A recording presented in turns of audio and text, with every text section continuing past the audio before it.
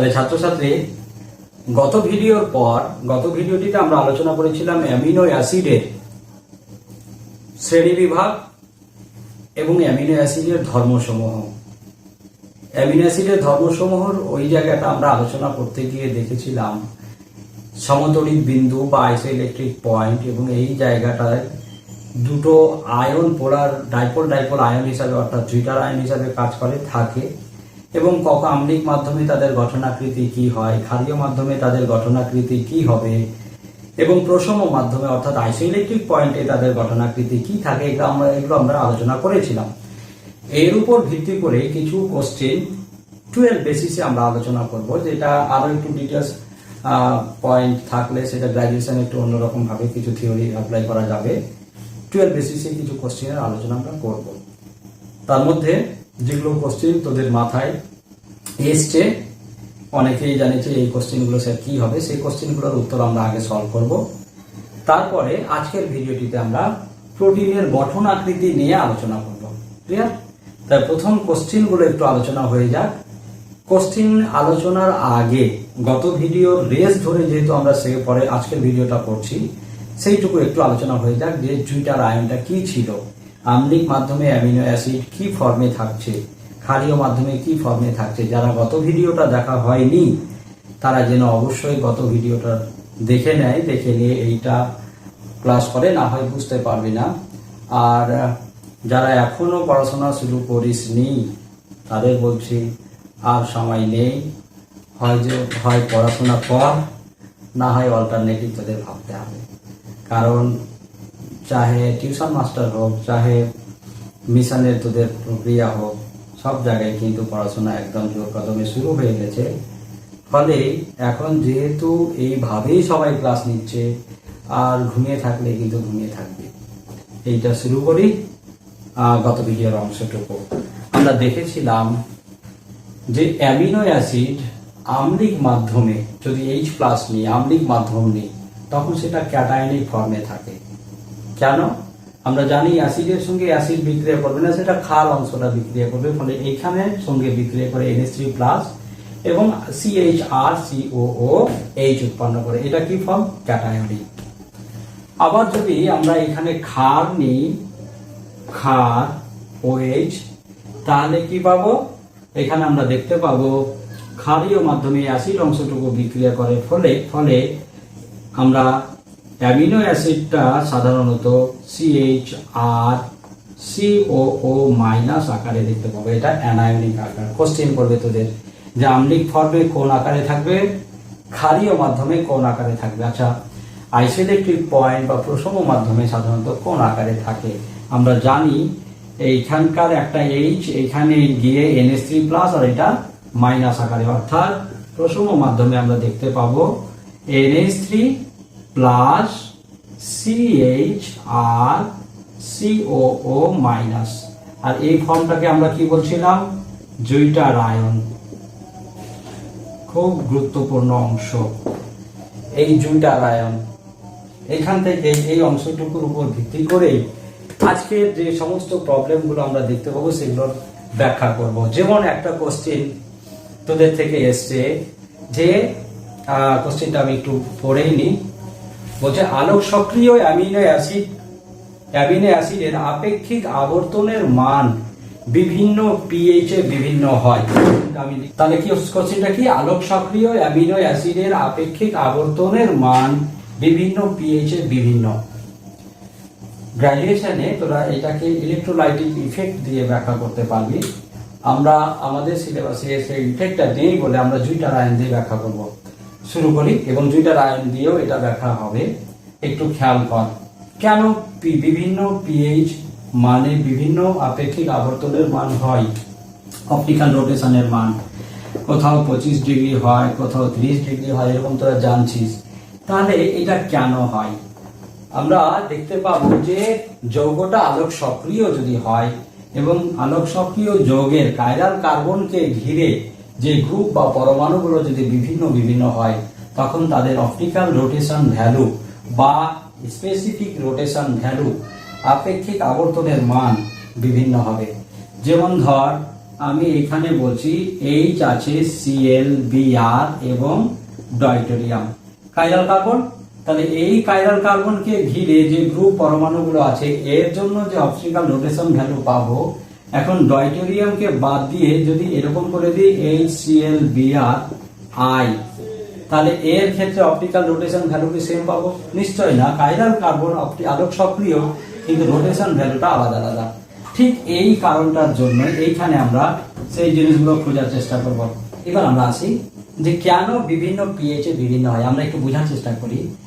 PH আম্লিক মাধ্যমে pH এর মান কত হয়? আম্লিক মাধ্যমে পিএইচ এর মান হয় 7 থেকে কম, তাই না? 7 থেকে ছোট হলে এটা আম্লিক মাধ্যম ইন্ডিকেট করে। আবার ক্ষারীয় মাধ্যমে পিএইচ এর মান হয় 7 থেকে বড়, তার মানে এখানে পিএইচ এর মান আমরা 8, 9, 10, 11, 12, 13, 14 পাবো। আর এইটা কি? এটা হচ্ছে আইসোইলেকট্রিক পয়েন্ট, যেখানে প্রসম মাধ্যমটা ইন্ডিকেট করে। এই জায়গাটা একটু বোঝার চেষ্টা কর। যখন আম্লিক মাধ্যম তখন এই কাইরাল কার্বনকে ঘিরে যে গ্রুপগুলো আছে, এখানে NH3+ RHCOOH, তাই না? এই গ্রুপটা দেখ একটা যা আছে, পিএইচ এর মান 7 থেকে বেশি যখন হয় তাহলে এই গ্রুপগুলো কি মিলছে? এখানে COO-, এখানে COOH আছে, COOH, তাহলে গ্রুপগুলো আলাদা হয়ে যাচ্ছে না? এখন গ্রুপ যদি আলাদা হয়ে যায় তাহলে আপেক্ষিক আবর্তনের মান কি হবে? চেঞ্জ হবে, আমরা চেঞ্জ পাচ্ছি। তো এখানে পিএইচ, আবার এখানে পিএইচ এর মান যেমন এটা গ্লাইসিন যদি হয় 6.1, আমি আগের দিন বলেছিলাম, তাহলে এইখানে দেখ এখানেও গ্রুপগুলো চেঞ্জ, এখানে NH3+, এখানে COO-, কোথাও নেই, তিনটাতে আলাদা আলাদা H এবং R। তাহলে এই যে গ্রুপগুলো চেঞ্জ হয়ে যাওয়ার জন্য আপেক্ষিক আবর্তনের মানটা চেঞ্জ হয়ে যায়। এই জন্যই আমরা বিভিন্ন পিএইচ মানে আলোক সক্রিয় অ্যামিনো অ্যাসিডের আপেক্ষিক আবর্তনের মান চেঞ্জ পাই। আশা করি বুঝতে পেরেছিস। আর একটা গুরুত্বপূর্ণ কোশ্চেন আছে তোদের, কোশ্চেনটা আমি বলি। অ্যামিনো অ্যাসিডগুলির গলনাঙ্ক এবং স্ফুটনাঙ্ক, সেটা হচ্ছে ও জলে দ্রাব্যতা অনুরূপ হ্যালো অ্যাসিডগুলোর অপেক্ষা বেশি কেন ব্যাখ্যা করো। অ্যামিনো অ্যাসিডের গলনাঙ্ক, স্ফুটনাঙ্ক বা জলে দ্রাব্যতা অন্যান্য হ্যালো অ্যাসিড অর্থাৎ HCl বা AClO2 এরকম হ্যালো অ্যাসিডগুলো HBr এগুলোর তুলনায় বেশি বলছে এটা জলে দ্রবীভূত হয়। কেন? তোরা জানিস জল হচ্ছে পোলার, Δ- পোলার। তাহলে পোলার যদি হয়, পোলার দ্রাবকে পোলার দ্রাব দ্রবীভূত হতে পছন্দ করে। এখন এই যে আমি আয়নগুলো লিখে রেখেছি, যখন অ্যামিনো অ্যাসিড অ্যাকচুয়ালি প্রসম মাধ্যম যদি নিই তাহলে ডাইপোলার আকারে এক্সিস্ট করছে। ডাইপোলার, এখানে মাইনাস, এখানে প্লাস, আয়নিত অবস্থায় আছে। এবং আয়নিত অবস্থায় থাকলে তোরা জানিস পোলার মাধ্যমে দ্রবীভূত হবে। তো যেহেতু তুলনামূলকভাবে আয়নিত অবস্থায় বা পোলার ডাইপোল ফর্মটার পরিমাণ তুলনামূলক ACl এর সমযোজী বন্ধন আছে, এটা আয়নীয় ক্যারেক্টার দেখাচ্ছে, তো ডাইপোল ক্যারেক্টারটা বেশি হওয়ার জন্য জলে দ্রবীভূত হয়। আবার স্ফুটনাঙ্ক এবং হিমাঙ্ক বা গলনাঙ্ক যা বলতে পারিস, বয়েলিং পয়েন্ট এবং মেল্টিং পয়েন্ট এদের কেন বেশি হয় এটাও তোরা জানিস যে সমযোজী যৌগের তুলনায় আয়নীয় যৌগের মেল্টিং পয়েন্ট, বয়েলিং পয়েন্ট তুলনামূলকভাবে বেশি। এখন আমরা অ্যামিনো অ্যাসিডের অ্যাকচুয়াল ফর্ম কি দেখতে পাচ্ছি? জুইটাল ফর্ম, জুইটাল আয়ন। জুইটাল আয়নে আমরা দেখতে পাচ্ছি প্লাস এবং মাইনাস ফর্মে থাকছে, অর্থাৎ আয়নীয় অবস্থায় থাকছে। যদিও যৌগটা প্রসম, কিন্তু এই যে প্লাস এবং মাইনাস ফর্মে এক্সিস্ট করার জন্যই এদের মেল্টিং পয়েন্ট, বয়েলিং পয়েন্ট তুলনামূলকভাবে HCl এই যে সমযোজী ক্যারেক্টার বা HBr এরা সমযোজী ক্যারেক্টার ধারণ করে, এদের তুলনায় এর আয়নিক ক্যারেক্টারটা বেশি হওয়ার জন্য মেল্টিং পয়েন্ট, বয়েলিং পয়েন্ট এবং সলিবিলিটি ইন ওয়াটার বেশি হয়। ক্লিয়ার হলো? এই কোশ্চেন গুলো আসে, আর তেমন কিছু কোশ্চেন আসে না। আমরা এগোই এবার গঠন আকৃতি ব্যাখ্যা করতে। এর আগের দিন আমরা অ্যামিনো অ্যাসিড করে চিৎকার করছিলাম, তাই না? এখন অ্যামিনো অ্যাসিড হচ্ছে প্রোটিনের মনোমার। তাহলে প্রোটিন কোনটা? প্রোটিন কখন আমরা প্রোটিন বলবো অ্যামিনো অ্যাসিডটাকে? এখানে বলছে, এটাকে একটু বোঝার জন্য আমি তোদের একটু শর্ট ফর্মে দেখাই যে এটা কি করে হয়। যেমন তোদের বলেছিলাম কার্বোহাইড্রেট চ্যাপ্টারেও যে প্রাকৃতিক শর্করা জাতীয় যৌগ যেগুলো আছে, কার্বোহাইড্রেট যৌগ, সেগুলোতে কি দেখতে পাওয়া যায়? মনোমারগুলো পরপর যুক্ত হয়ে পলিমার আকারে প্রকৃতিতে এক্সিস্ট করে। ঠিক এইখানেও অ্যামিনো অ্যাসিডগুলো এক বা একাধিক সংখ্যক পরপর যুক্ত হয়ে কিন্তু প্রাকৃতিক যে প্রোটিনগুলো আমরা পাচ্ছি, চাহে চুল বলি, চাহে ত্বক বলি, চাহে আর কিছু মাংস হোক, সেইখানে কিন্তু এক্সিস্ট করছে কি হিসাবে? পলিমার হিসাবে। তো কার পলিমার আমরা একটু দেখি। এখানে দেখা গেছে প্রকৃতিতে যেটা আমরা পাচ্ছি কি, মাংস ধরি, মাংস একটা হচ্ছে প্রোটিন। তাহলে মাংস যারা খেয়েছিস, চাहे ছাগলের হোক মুরগির হোক, দেখব যে মাংসটা যখন আমরা কাটি পিস করি তখন প্রথম অবস্থায় এবং টুকরো অবস্থায় পাই। আবার মাংসটাকে বেশ ভালো করে যদি সিদ্ধ করে নিই, ওই টুকরোগুলো ছিঁড়ে ছিঁড়ে একদম পাতলা লম্বা লম্বা ধাপ হয়। তাহলে লম্বা লম্বা অংশগুলোর সমন্বয়ে পুরো মাংসের টুকরো। আবার লম্বা অংশটাকে যদি আরো আমরা বিভিন্ন রকমের দ্রাবক ব্যবহার করি, অ্যাসিড কিংবা ক্ষার কিংবা তাপ প্রয়োগ করি, ওই লম্বা অংশটাও ভেঙে গিয়ে আবার ক্ষুদ্র ক্ষুদ্র অংশে ভেঙে যাবে, তাই না? তো এই যে আমি যে তিনটা ধাপ বললাম, ঠিক এই ধাপগুলোকে এইখানে তিন রকমের নাম দেওয়া হয়েছে। একটা হচ্ছে মোট মাংসের টুকরোটাকে এক কথায় আমরা বলছি প্রোটিন। এবার ওই প্রোটিনটাকে ভাঙলে যে ক্ষুদ্র ক্ষুদ্র শুরু তাদের মতো আমরা পাচ্ছি, সেইগুলোকে এক একটা আমরা বলি পেপটাইড। কি বললাম? পেপটাইড। আর পেপটাইডকে ভাঙলে যে মনোমার আকারে পাচ্ছি সেটা হচ্ছে অ্যামিনো অ্যাসিড। তাহলে আমরা অ্যামিনো অ্যাসিডকে যদি লিখি, অ্যামিনো অ্যাসিড, এই অ্যামিনো অ্যাসিডগুলো পরপর যুক্ত হলে পেপটাইড। পেপটাইড, আবার এই পেপটাইডকে ভাগ করা হয়েছে এরকম অ্যামিনো অ্যাসিডের সংখ্যার উপর। অ্যামিনো অ্যাসিডের সংখ্যা যদি 2 থেকে বেশি 10 থেকে কম হয় তখন সেটাকে বলি অলিগোপেপটাইড। আমি সবগুলো আলোচনা করব। অলিগোপেপটাইড, অলিগোপেপটাইডের থেকে 10 থেকে বেশি 100 থেকে কম যদি হয় পলিপেপটাইড, আর 100 থেকে বেশি যত সংখ্যক হোক তখন সেইগুলোকে আমরা বলবো প্রোটিন। কি বললাম? প্রোটিন। তাহলে প্রোটিনকে ভাঙলে কি পাবো? পলিপেপটাইড। পলিপেপটাইডকে ভাঙলে কি পাবো? অলিগোপেপটাইড। অলিগোপেপটাইডকে ভাঙলে পেপটাইড। পেপটাইডকে ভাঙলে অ্যামিনো অ্যাসিড। ঠিক? তাহলে এই যে পেপটাইড বললাম, পেপটাইড কি বা পেপটাইড বন্ধন কি এটা আমরা দেখব। দুটো অ্যামিনো অ্যাসিড, অ্যামিনো অ্যাসিডের একটি কার্বক্সিলিক গ্রুপ, অন্য অ্যামিনো অ্যাসিডের অ্যামিন গ্রুপ। এরা পরস্পর যুক্ত হওয়ার সময় COMH বন্ড অ্যামাইড বন্ড গঠন করবে এবং তার সঙ্গে এখনো জল যদি বেরিয়ে যায়, জল বেরিয়ে গিয়ে যে বন্ধনটা তৈরি করবে সেই বন্ধনটাকে আমরা বলবো পেপটাইড বন্ধন। এক্সাম্পলটা দেখাই। যেমন অ্যামিনো অ্যাসিডের মধ্যে আমরা গ্লাইসিন একটা এক্সাম্পল ধরে করছি। CH2, এইদিকে NH2, এই দিকটা হচ্ছে COOH। আর একটা গ্লাইসিন নিই, CH2 NH8 COOH। ঠিক? তাহলে এইখানে আমরা দেখি এরা যখন দুটো গ্লাইসিন অণু পরপর যুক্ত হবে, যুক্ত হওয়ার সময় কি হয়? এখানকার হাইড্রোজেন, এখানকার OH জল আকারে বেরিয়ে যাবে। বেরিয়ে গিয়ে যে বন্ধনের মাধ্যমে দুটো অ্যামিনো অ্যাসিড যুক্ত হবে সেই বন্ধনটাকে আমরা বলছি পেপটাইড বন্ধন। তাহলে শুরু করি। NH2 CH2 CONH CH2 COOH। এই বন্ধনটাকে আমরা বলবো পেপটাইড বন্ধন। ক্লিয়ার? এরকম একটা MCQ কোশ্চেন আসে তোদের, এরকম যোগ দিয়ে তোদের বলে দিবে এটা A, এটা B, এটা C। গত সালে কোশ্চেন গুলো এসছে, দিয়ে বলবে যে কোনটা পেপটাইড বন্ধন বলো। আমরা দেখবো CO এবং NH এর মাঝে যে বন্ধনটা আছে সেই বন্ধনটাকে আমরা বলবো পেপটাইড বন্ধন। আর এই পেপটাইড যৌগটাও তোদের জিজ্ঞেস করবে যে পেপটাইড যৌগটার নাম কি। পেপটাইড যৌগটার নাম সাধারণত লেখা হয়, যেমন আমি এই মলিকুলটা কি লিখেছি? গ্লাইসিন। কি? গ্লাইসিন। এটাও গ্লাইসিন লিখেছি। তো অ্যামিনো অ্যাসিডের প্রথম তিনটা শব্দ আমরা নিই এবং পরপর যুক্ত করে দিই। যেমন এই অ্যামিনো অ্যাসিডের গ্লাই পেয়েছে, এই অ্যামিনো অ্যাসিডের গ্লাই, ফলে এই পেপটাইডটার নাম হবে গ্লাই। ক্লিয়ার? গ্লাই। এরকম আমরা পেপটাইড দেখেও এর মনোমারগুলো কি আছে বলে দিতে পারবো। যেমন গ্লাই তার মানে কি? দুটো গ্লাইসিনের সমন্বয়ে পেপটাইড যৌগটা তৈরি হয়েছে। এখন যদি আমরা গ্লাইঅ্যালা কথাটা পেতাম, গ্লাইঅ্যালা এর মানে কি? এর মানে হলো প্রথম মনোমারটা হচ্ছে গ্লাইসিন, পরেরটা হচ্ছে অ্যালানিন। অ্যালানিনেরও সংকেত জানি, গ্লাইসিনেরও সংকেত জানি। যদি বলে এর পেপটাইডের সংকেত দেবো, আমরা লিখবো কি, আগে গ্লাইসিনের সংকেতটা লিখে দিই, NH2 CH2 COOH গ্লাইসিন।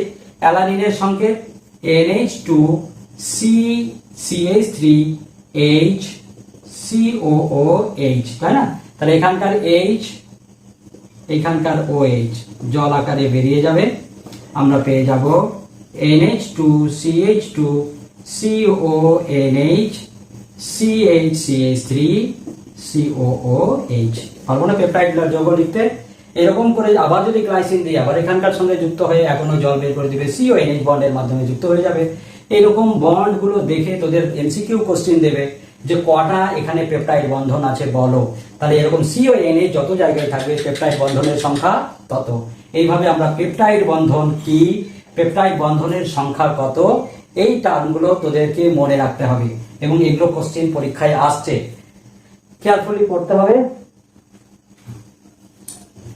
তাহলে এইবার পেপটাইড বন্ধন যেমন পেলাম, এরপরে আমরা সংজ্ঞায় চলে আসি। পেপটাইডকে আবার দুটো টার্মে আমরা প্রকাশ করেছি। কয়ভাবে ভাগ করেছি? অলিগোপেপটাইড, পলিপেপটাইড। অলিগোপেপটাইড কোনটা? তোরা অলিগোস্যাকারাইড পড়েছিস।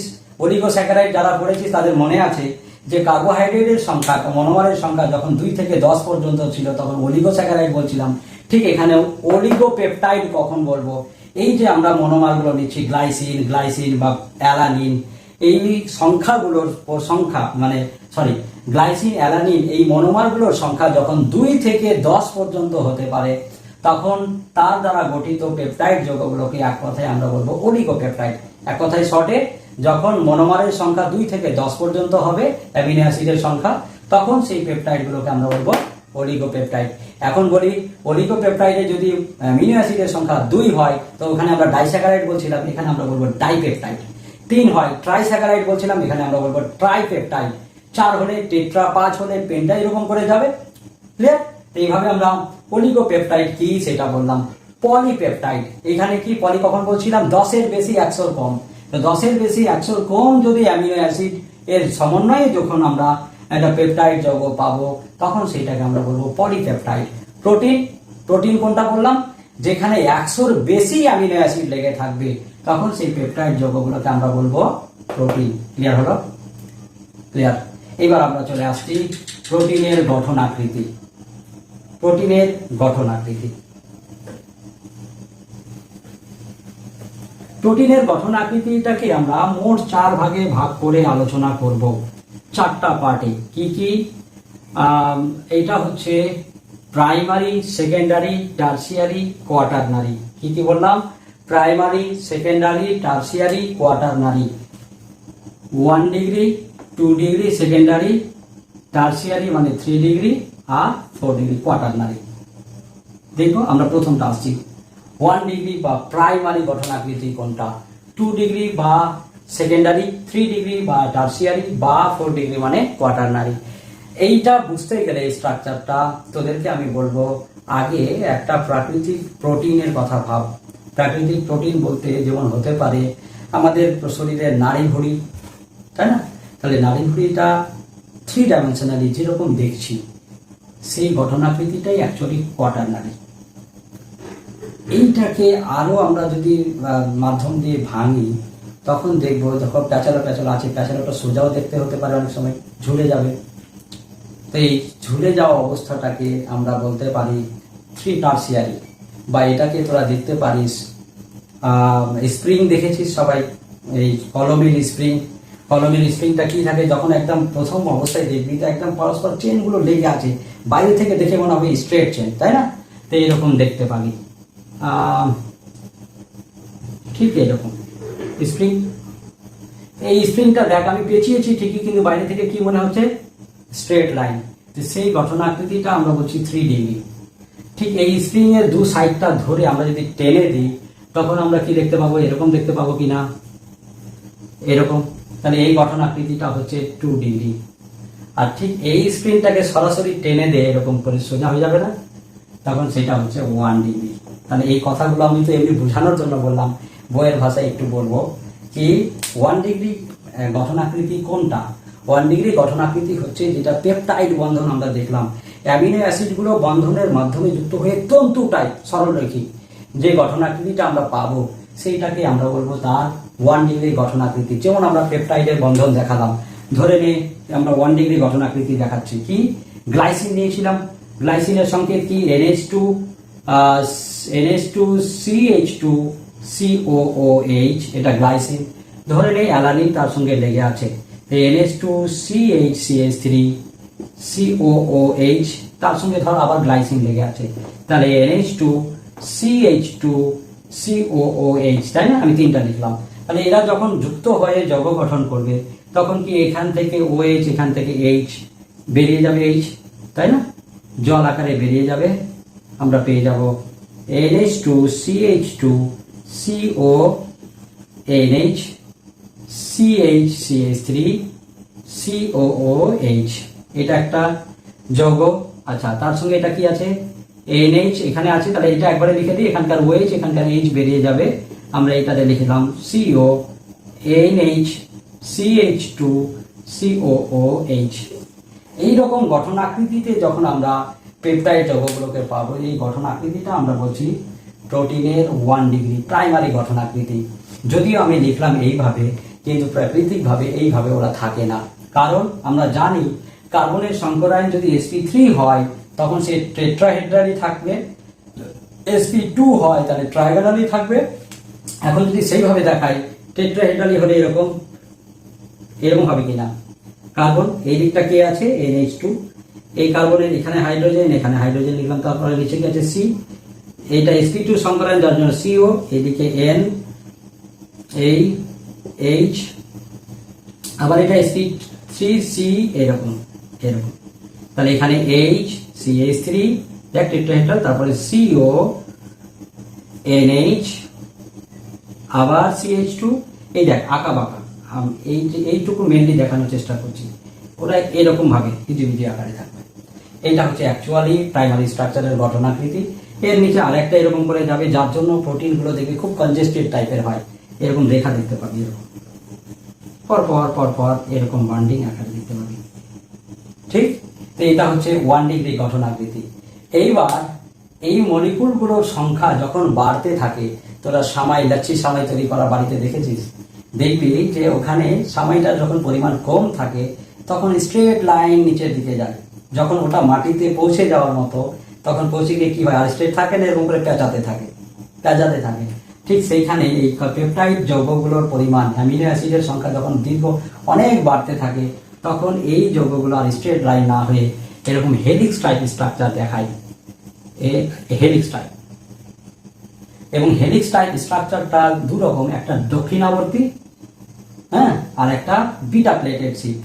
এই যে দেখাচ্ছিলাম 3 ডাইমেনশনালি এরকম করে দেখাবে, অথবা বিটা প্লেট। এটা আলফা হেলিক্স টাইপ স্ট্রাকচার বলছে, আলফা হেলিক্স টাইপ স্ট্রাকচার। আর এরকম যে শিফটের আকারে দেখতে পাচ্ছিস, এইটাকে 3 ডাইমেনশনালি যখন এই যে পরিমাণটা বেশি হচ্ছে তখন বিটা প্লেটেড সিট বলা হচ্ছে, ঠিক?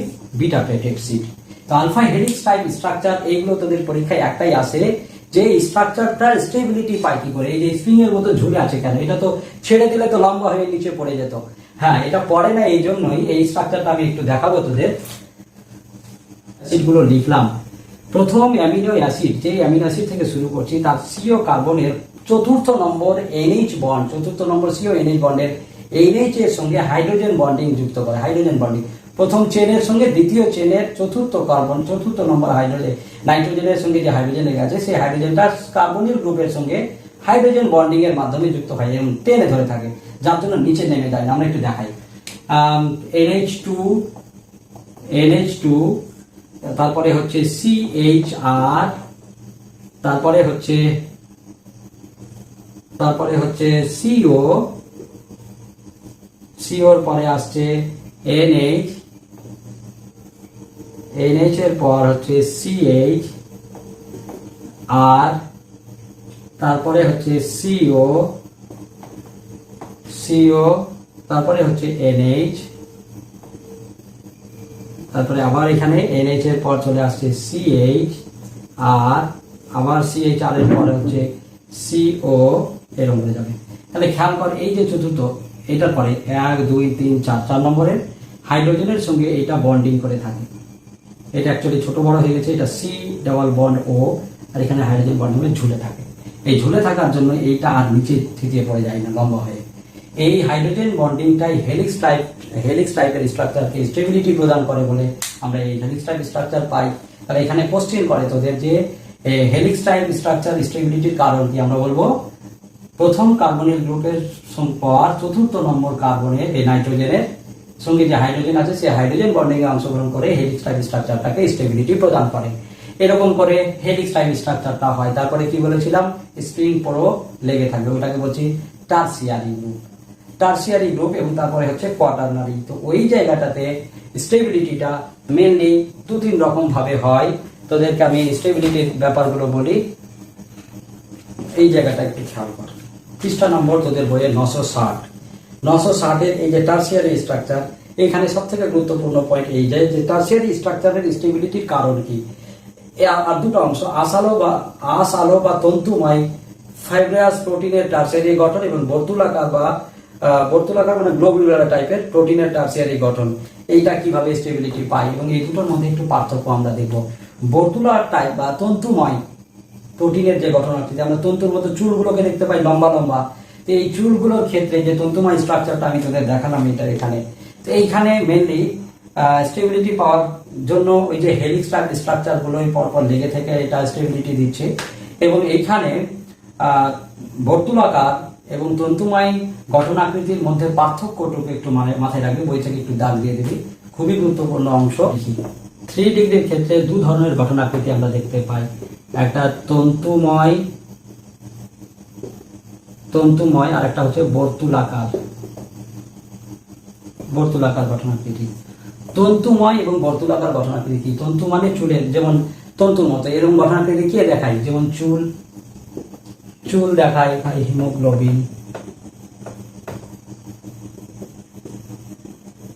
Haemoglobin, myoglobin, hormone.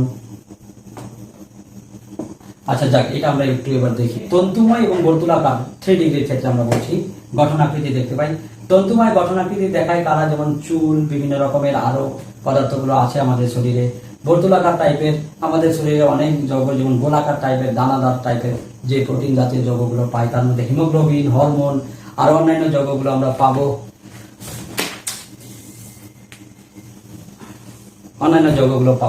এটার মধ্যে একটু পার্থক্য একটু খোঁজার চেষ্টা করবো।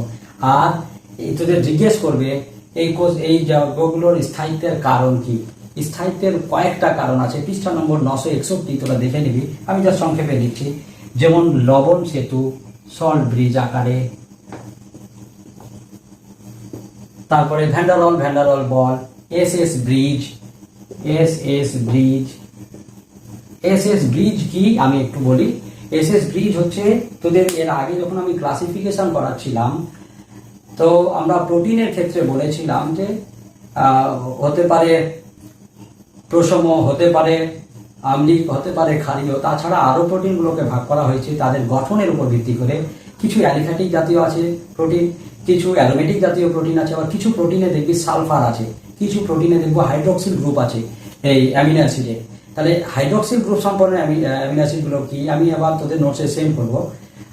সালফার গঠিত অ্যামিনো অ্যাসিড যারা আছে, সালফার যৌগ গঠিত অ্যামিনো অ্যাসিডগুলো এসএস বন্ডের মাধ্যমে একটা অ্যামিনো অ্যাসিড আর একটা অ্যামিনো অ্যাসিডের মধ্যে বন্ডিং করে নেয়, তখন সেই ব্রিজটাকে আমরা বলি এসএস ব্রিজ। আবার দেখবো যে অ্যালানিনের মতো যৌগ, যেমন CH3 গ্রুপ, এই আর গ্রুপগুলো আছে, আর গ্রুপ হলো নন পোলার, তো এইগুলোর ভ্যান্ডারওয়াল বলের মাধ্যমে, এরা পরস্পরের সঙ্গে যুক্ত হয়ে ভ্যান্ডারওয়াল বলের মাধ্যমে স্টেবিলিটি প্রদান করে। আবার এদের দুইটা আয়ন গঠন করে, তোরা জানিস, এদের মধ্যে ডাইপোল ইন্টারাকশনও আছে। তো 961 পৃষ্ঠা এরকম ইন্টারাকশন কত রকমের আছে দেওয়া আছে, তোরা এটা ছায়াপ্রকাশনের বই থেকে দেখবি, কারণ ভিডিওটা লেন্দি হচ্ছে। এইখানকার আকর্ষণজনিত বল এবং পার্থক্য এটা দেখতে বলা হয়েছে। পার্থক্যর ক্ষেত্রে একটু খেয়াল রাখ, এখানে যেগুলো তন্তুময়, আগে এক্সাম্পল আমি এই জন্য দিয়েছি যে এইটাকে নিয়ে আমি যে কথাগুলো বলবো ভাববি। তন্তুময় যে সমস্ত প্রোটিন আছে, চুল, এটাকে জলে দিলে দ্রবীত হবে না, এটা দ্রবীত হয় না। তো তন্তুময় প্রোটিনগুলো সাধারণত জলে দ্রবীত হয় না, কিন্তু বর্তুলাকার যেগুলো প্রোটিন আছে, যেমন হিমোগ্লোবিন বল, হরমোন বল আর কিছু, এগুলো সহজেই জলে দ্রবীত হতে পারে। ক্লিয়ার? তাহলে জলে দ্রবীত হয় না। প্রোটিনের আরেকটা গুরুত্বপূর্ণ বৈশিষ্ট্য হলো ডিন্যাচারেশন। ডিন্যাচারেশনটা কি বলছে, আমাদের প্রাকৃতিক যে সমস্ত প্রোটিন আছে, যেমন ত্বক বলি, মাংস বলি, এই সমস্ত প্রোটিনগুলো, তো প্রাকৃতিক প্রোটিনগুলো একটা নির্দিষ্ট বিন্যাসে আছে, তাই না? নির্দিষ্ট বিন্যাস, নির্দিষ্ট গঠন আকৃতিতে আছে। তাদের এই প্রাকৃতিক নির্দিষ্ট গঠন আকৃতি থাকার জন্য তাদের বৈশিষ্ট্যগুলো, তাদের কার্যকারিতাগুলো কিন্তু নির্দিষ্ট রকমের হয়। আমি যেমন চোখের পলকটা ফেলছি, অটোমেটিক্যালি চোখের পলকটা পড়ছে, প্রোটিনের দ্বারা আছে এটা। কিন্তু সব জায়গায় কি এরকম হচ্ছে? আমাদের হাতও আছে, এই স্কিনটা কি সংকুচিত প্রসারিত হয় এরকম করে? নিশ্চয়ই না, আমাদের প্রয়োজন অনুসারে হয়। তাহলে এই যে বললাম যে প্রাকৃতিক যে প্রোটিনগুলো আছে তাদের গঠনাকৃতি যেমন আলাদা, তাদের কার্যকারিতাটাও আলাদা। ঠিক সেই প্রাকৃতিক প্রোটিনগুলোকে আমরা যদি একটা নির্দিষ্ট তাপমাত্রায় উত্তপ্ত করি, কিংবা আম্লিক কিংবা ক্ষারীয় কিংবা জলীয় দ্রবণে অন্যান্য দ্রাবক যুক্ত করা হয়, তখন দেখা যায় যে প্রাকৃতিক যে অ্যামিনো অ্যাসিডগুলো আছে যেই গঠনাকৃতিতে আছে সেই গঠনাকৃতির বিকৃতি ঘটে, ভেঙে যায় গঠনাকৃতিটা, ফলে তাদের কার্যকারিতাটাও নষ্ট হয়ে যায়। এই ভেঙে যাওয়ার যে ঘটনা, সেই ঘটনাটাকে আমরা বলছি ডিন্যাচারেশন। ভেঙে যাওয়ার যে ঘটনা, সেই ঘটনাটাকে আমরা কি বললাম? ডিন্যাচারেশন ঘটনা। তো এইভাবেই আমরা যেমন যে ঘটনাগুলো দেখতে পাই, যে তোরা যখন মাংসটাকে সিদ্ধ করিস, মাংসতে জল দিস, খালি মাংস যদি সিদ্ধ করে মাংসটা দেখে একদম সংকুচিত হয়ে চিপসে যাবে এবং ওটা খাওয়ার মতো হবে না, তাই না? তো এই যে আমরা দেখলাম মাংসটাকে সিদ্ধ করতে গেলে তাপ দিতে হবে, তাপ দিলে মাংসটা আগে বল এই যে প্রসারণ সংকোচন যে ঘটনাটা ঘটছে, সিদ্ধ হয়ে যাওয়ার পর কি সেই অ্যাক্টিভিটি থাকে? নিশ্চয়ই থাকে না। তাহলে এই যে আমরা ঘটনাগুলো দেখছি সেগুলো হচ্ছে ডিন্যাচারেশন ঘটনা। যেমন তোদের কোশ্চিন করে, একটা কোশ্চিন আছে কি, যে ডিমের সাদা অংশটাকে উত্তপ্ত করলে জমাট বাঁধে কেন? খেয়াল কর, ডিমটা একটা প্রোটিন, তাহলে ডিমকে উত্তপ্ত করলে ওটা সাদাটা জমাট বেঁধে যায়, তো জমাট বাঁধে কেন? এই ঘটনাটাই হচ্ছে ডিন্যাচারেশন ঘটনা। ডিম যখন আছে গোলাকার, এই যে তরল পদার্থটা আমরা যখন নেব সেটা বর্তুলাকার টাইপের, গোলাকার টাইপের থাকে, আর এই বর্তুলাকার টাইপের পদার্থটাতে জল মেশা, হলুদ মেশা, মিশে যাবে, তাই না? কিন্তু আমরা যখন ওই পদার্থটাকে উত্তপ্ত করব তখন বর্তুলাকার পদার্থটা তন্তুর মতো হয়ে যাবে, যেভাবে নেব সেইভাবে হয়ে যাবে তন্তু, আর যার জন্য সে জলে অদ্রাব্য হয় এবং সাধারণত কঠিন হয়ে যায়। এই ঘটনাটা কি বললাম? ডিন্যাচারেশন। আবার তোরা দেখবি বাড়িতে দুধে কি থাকে? কেসিন নামক এক ধরনের প্রোটিন। তাহলে দুধে এক ফোঁটা খানে কেউ এই যে লেবুর রস ফেলে দেখবি দুধটা ভেঙে যাবে, যে সাদা পাউডারের মতো নিচে একটা কেসিন পদার্থটা থিতিয়ে পড়ে যায়। পড়ে কেন? অ্যাকচুয়ালি দুধের যে পদার্থটা আছে সেটা বর্তুলাকার টাইপের এবং সেটা জলে দ্রবীভূত অবস্থায় আছে, কিন্তু যখনই আমরা সেটাকে একটু রস দেব তখন সেটা বর্তুলাকার টাইপ থেকে ভেঙে গিয়ে সেটা তন্তু টাইপের চলে আসে এবং এটা হওয়ার জন্য জলে অদ্রাব্য হয়, নিচে থিতিয়ে পড়ে যায়। এই ঘটনাটাকেও আমরা বলছি ডিন্যাচারেশন। তাহলে এই ঘটনাগুলো তোদের কোশ্চেনেও আসতে পারে, তোরা একটু ভালো করে পড়বি। আর প্রাকৃতিক উপায়ে যে সমস্ত প্রোটিন পাচ্ছি সেটাকে আমরা বলছি কোয়াটারনারি। তাহলে কোয়াটারনারি জানার দরকার নাই, ডিন্যাচারেশনের ক্ষেত্রে গুরুত্বপূর্ণ অংশ বললাম। আর প্রোটিনের তেমন কিছু নেই। কোশ্চেন তোদের মধ্যে কিছু জাগলে আমার পরে কমেন্টে করবি অথবা আমাকে হোয়াটসঅ্যাপে সেন্ড করবি। আর তোদের বলে রাখি, চ্যানেলটা একটু সাবস্ক্রাইব করতে বলবি সবাইকে, তোরাও করে নিস যারা যারা করিসনি। ওকে, আজকের মতো এইটুকুই।